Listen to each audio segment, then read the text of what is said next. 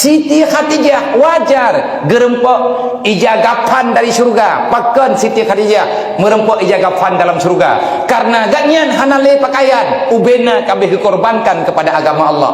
Terus bak tingkat geukeun bak Nabi Muhammad, wahai Rasulullah, nyen pesan terakhir menya agamanya golong selesai lungka meninggal. Andai kata ya Rasulullah hana sapeun nale dron ngan perjuang agama nekuh kubulung ya Rasulullah. Negeri Nabi Ubiraya Khadijah gayuk poh kubu biocok tuliang tu pangkai Nabi gemung perang. Hai jaram tuai tanya mudarah tak gelam meru agamanya.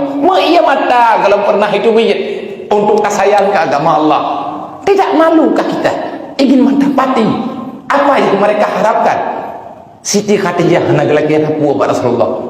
Yang na urang meninggal puak ke kalau mohon hang gejek perah ke derawaga. Malai Mbak Fatimah dia pegah. Nehoi Siti Fatimah gak nyen dalam keadaan lemah. Dalam keadaan Nabi dalam gua bagi dakwah. Peun pegah li Siti Khadijah. Mbak Fatimah.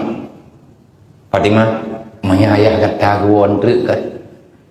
Tekedi manya meninggal lung anak tua, lung wa Allah. Lung hana jaga pat. Lung laki kerau handung jut malai tu. Kalau kaya nak ber, ija Rasulullah dikret yang tering kepakai lung nak me sajan lung di alam parta.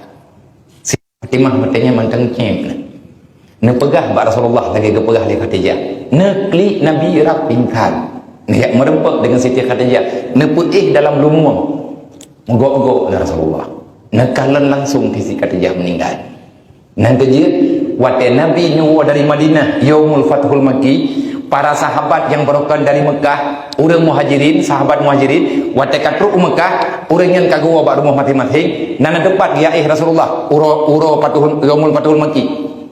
Ana tahu tepe Rasulullah najak betul-betul. Leh selesai masalah syahadat di negara Mekah, orang lawan Nabi kai terima Islam, na bedah Nabi, necok tenda cek di samping kuburan Khadijah. Rasulullah netih 3 minggu. Tibuk sahabat ya sedar Rasulullah namuho. Rasulullah melepaskan kerinduan di samping kuburan Siti Khadijah. Menat menulis dalam sejarah.